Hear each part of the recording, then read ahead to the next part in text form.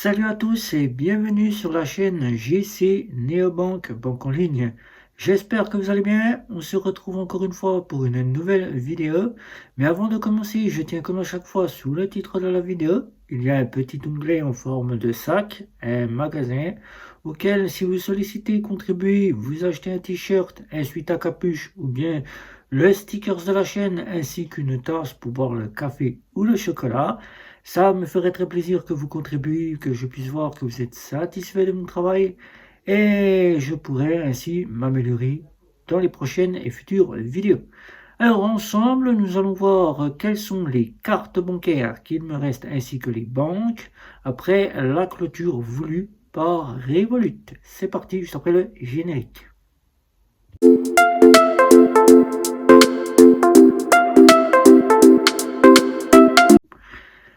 Eh oui, depuis que la chaîne a été créée en 2020, j'ai testé à peu près une trentaine de banques, fintech et néobanques, tout confondu. Et là aujourd'hui, après avoir eu des clôtures de comptes, c'est-à-dire moi-même fermer des comptes, ou bien des néobanques ou des fintechs qui ont fermé leurs portes, tels que Monway, Voltia, qui s'appelait Voltia, ou encore d'autres fintechs comme Finch, auxquels je n'ai pas honoré mon paiement d'abonnement et qu'ils m'ont fermé le compte, ou bien des fintechs comme Helios où j'ai fermé le compte, et bien sur ces trentaines de banques ou fintech, nous allons voir ce qu'il me reste en compte et comment je les utilise. C'est parti. Eh bien, depuis 2020, j'en ai testé plusieurs et il me reste encore peu de banques et de fintech, tout confondu. Alors, sur ces trentaines qu'il y a eu, là, eu beaucoup de banques auxquelles je suis passé à travers des néobanques. Eh bien, il y a eu N26, il y a eu Vivid Money qui a été fermé mais qui a été réouvert cette année. Il y a eu donc la fameuse Revolut avec 4 ans de beaux et de loyaux services auxquels ils ont décidé de me clôturer mon compte pour fraude, tout simplement. Il y a eu encore Finch, une petite néobanque fintech, une fintech qu'on n'entend vraiment plus parler. Il y a eu le compte CO2 qui existe toujours, mais qui prend les gens un petit peu pour des bébêtes. Voilà, puisque je leur ai demandé une carte bancaire, ça fait plus de 6 mois, j'attends toujours ma carte bancaire. Donc le compte, il est là, il est ouvert, mais pour eux, la carte bancaire n'a pas été envoyée. Pour eux, voilà, je dis chez eux, la carte bancaire n'a pas été envoyée. J'ai testé Vivid Money, j'ai testé Monway, une petite néobanque qui existait en 2020 et qui a fait en sorte de s'appeler Voltia. Ceux qui ont connu Voltia diront oui, c'est vrai, elle n'a pas fait long feu, elle a duré à peu près 3-4 ans et après elle a fermé ses portes. Fermé ses portes, il y a ma French Bank que j'ai eu en ma possession, d'ailleurs, que j'ai toujours en ma possession, que je mettrai bien en fin de cette vidéo. Et il y a encore des petites banques comme Helios qui n'a pas fait long feu dans mon portefeuille. Je l'ai testé, je l'ai approuvé, j'ai été déçu, je l'ai quitté. Voilà, sinon elle serait toujours en ma possession. Et qu'en est-il des banques? Eh bien, il y a eu la Banque Populaire et la Caisse d'épargne qui n'ont pas fait long feu chez moi. Voilà. Caisse d'épargne auquel je ne vais pas revenir dessus et Banque Postale auquel je ne la supporte déjà même plus grâce à cette vidéo que j'ai faite qui est la plus sollicitée par les bon grand nombre de personnes étrangères qui souhaitent y ouvrir un compte et qui me bassinent encore avec cette caisse banque postale auxquelles toutes les informations, ils peuvent les avoir sans avoir besoin de passer vers chez moi pour me demander si la carte bancaire de la banque postale peut être utilisée pour payer dans les magasins et peut être utilisée pour payer sur Internet. Il ne faut pas être dupe pour le savoir. Même un enfant de 6 ans, on lui dira prends la carte bancaire, il saura quoi en faire. Voilà. Donc, on va passer maintenant aux cartes bancaires et aux banques qu'il me reste et à quoi elles me servent. Eh bien, la première, on va commencer par les banques. Voilà les banques, on va dire les banques en ligne, puisque les banques traditionnelles classiques, la porte est close, il n'y en a plus. Voilà, que ça c'est simple, on ne fera pas durer le suspense.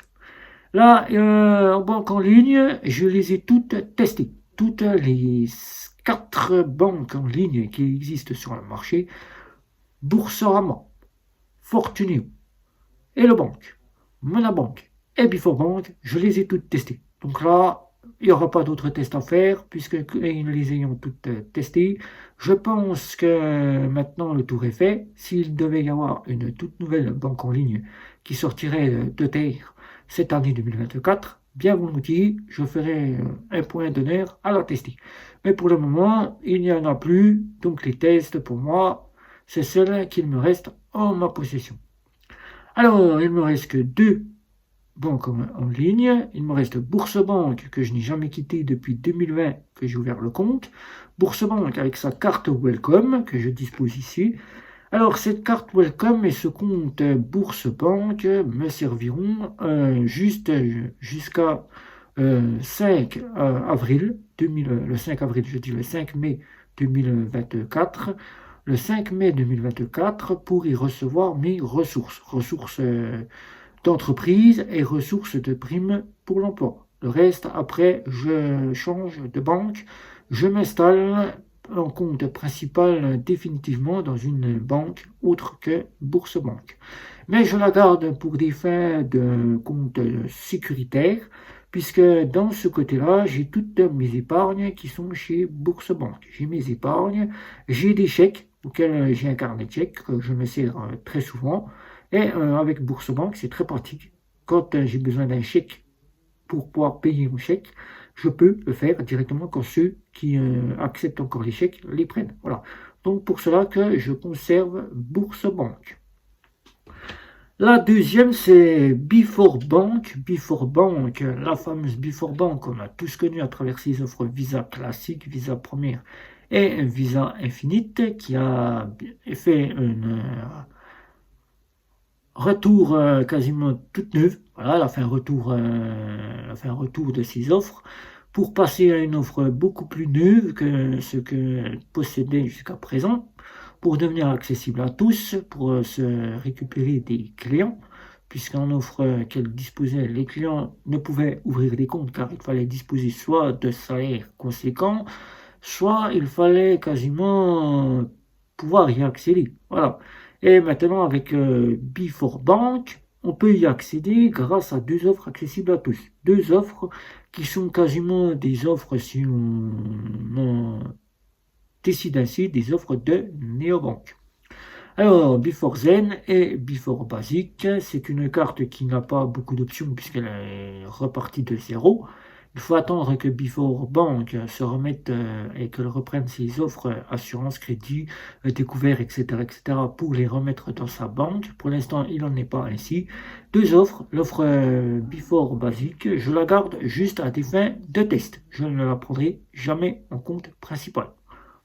À moins que tout simplement il y ait un revirement et que quelque chose fasse que je décide de la prendre en compte principal, mais je ne la prendrai jamais en compte principal. La fameuse bank, pour passer maintenant du côté des néobanques. Eh oui, les fameuses néobanques, l'histoire de Revolut.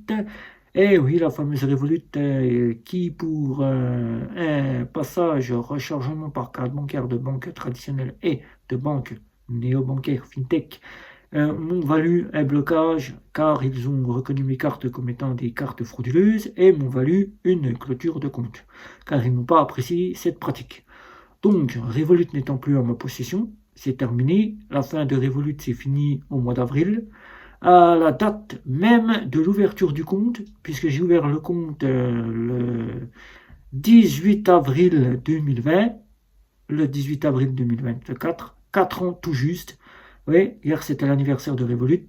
J'ai eu la clôture de mon compte fait par Revolut. Donc, comme je dispose de Bank ici, avec ces deux cartes ici, vous voyez ici, la fameuse Neobank Bank qui me sollicite très souvent à venir en compte principal. À compter du 5 mai, je passe directement chez Bank en compte principal. Je viens tout simplement de me faire une petite réorganisation de compte. J'ai réorganisé le compte. J'ai refait des petits sous-comptes bien réengendrés pour avoir un compte tout propre chez Bank. J'ai déjà commencé à remettre des créanciers pour pouvoir récupérer les fonds de Bourse Banque sur la néobank Bank et ensuite je m'installerai pleinement chez Bank. Comme ça, j'honore directement les petits envois d'emails qu'ils me font chaque jour pour me solliciter à venir en compte principal. Donc voilà, Bunk, ne me décevez pas. J'espère que votre NDAP de 25 sera me satisfaire, même si n'est pas au bout de ce que je pense. Eh bien, je prendrai la mise à jour telle qu'elle est sortie en NDAP de 25 et serai pleinement en compte principal chez vous. Voilà. Pleinement principal, voici à partir du 5 mai 2024, Bunk, mon compte principal.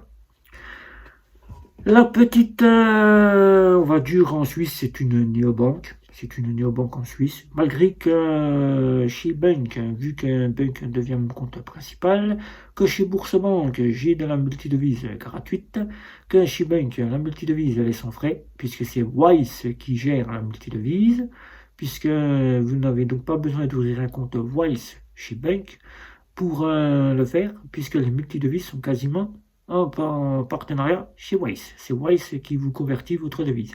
Donc, vous n'avez pas besoin d'ouvrir un compte Wise pour avoir de la multidevise. Vous avez tout chez Bunk. Vous avez Wise dans l'application de chez Bunk. Alors, de ce fait, je ne voulais pas tester beaucoup cette carte You. Je ne voulais pas tester beaucoup, mais je l'utilise beaucoup. Je l'utilise beaucoup pour faire des achats en Suisse, que ce soit pour payer des achats suisses sur Internet ou pour acheter en Suisse quand je pars en Suisse. Cette carte, elle n'a pas beaucoup de devises, c'est bien dommage, car la devise qu'elle dispose est quasiment sans frais. Donc c'est pratique. Quand j'ai une carte Mastercard qui n'est pas quasiment en ma possession, ou bien qui ne fonctionne pas car il y a des petits bugs ou ils sont en panne dans la banque, eh bien You, quand je pars en Suisse et en ma possession, je peux payer avec You. You, c'est vraiment pas mal, c'est quasiment un IBAN suisse et on peut y déposer de l'argent sur un compte en euros et on peut y mettre de la devise. Dans 13 devises. C'est peu par rapport à Bunk ou à Wise, c'est peu, mais on peut avoir de la devise. Voilà.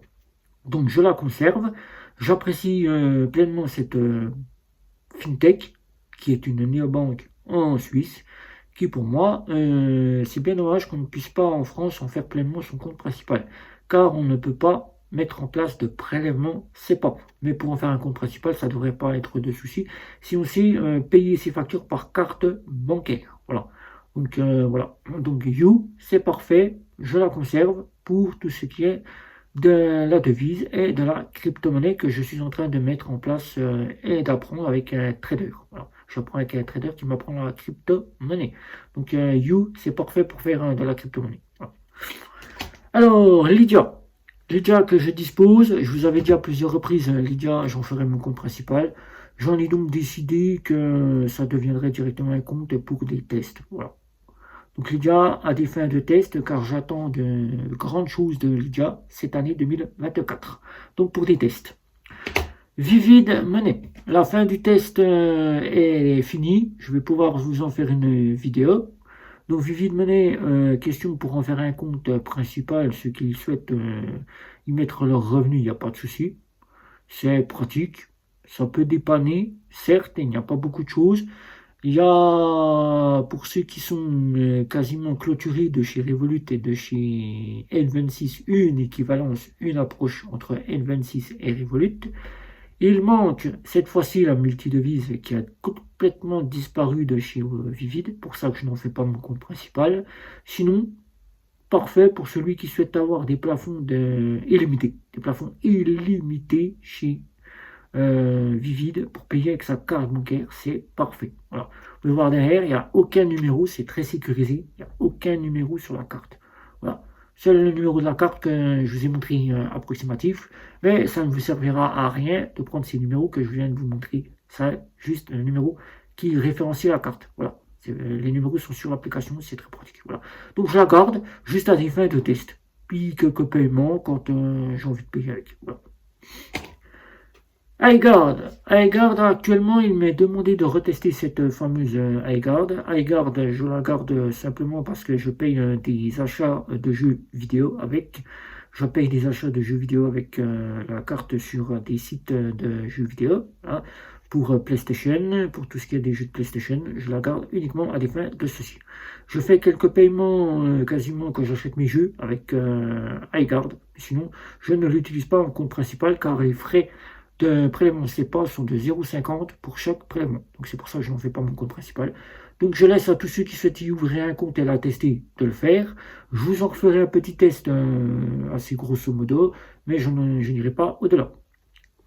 Et la fameuse Wise auquel je voulais en faire mon compte pleinement principal, mais en vue que Revolut a la même politique, puisque je remarque que la politique de chez Revolut correspond à la politique de chez Wise.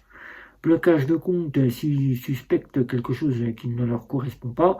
Je préfère la conserver pour avoir une carte Visa pour partir en vacances en complément de mon futur compte principal Bunk qui au cas où je devrais quasiment payer avec Visa car Mastercard n'étant pas accepté, je pourrais le faire dans une devise Visa sur Wise.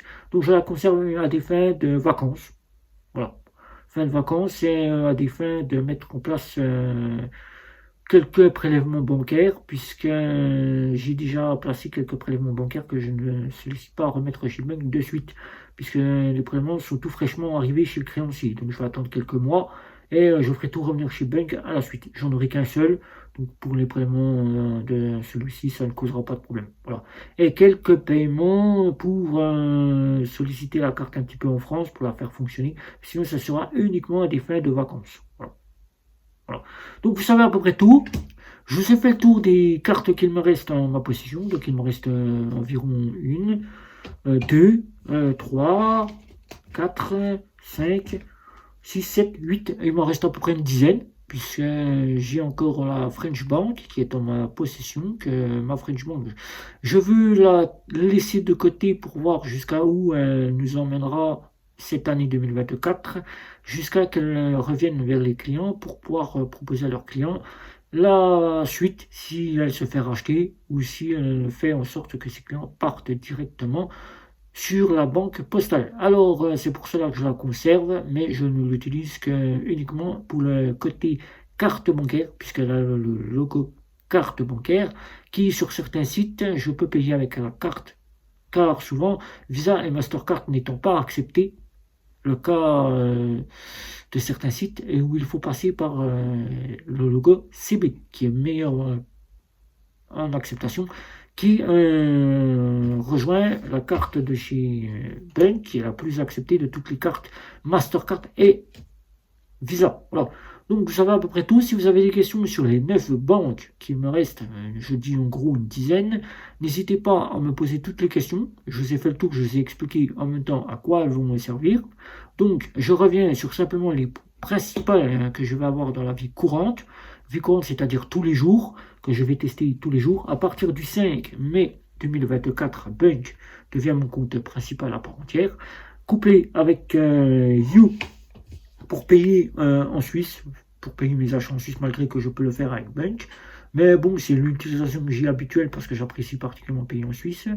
Et Wise pour les vacances et quelques paiements en France pour quasiment faire fonctionner la carte pour que Wise puisse voir que le fonctionnement du compte se fait. Et en sûreté, avec mes comptes quasiment d'épargne et mon compte entreprise, c'est Bourse-Banque qui, le 5, ne sera plus en compte principal. Voilà. Donc ça va à peu près tout. Donc si vous avez des questions, n'hésitez pas, c'est sous la vidéo, n'hésitez pas de liker, de partager, de me retrouver sur les réseaux sociaux. C'était Guillaume. Ciao, ciao, ciao.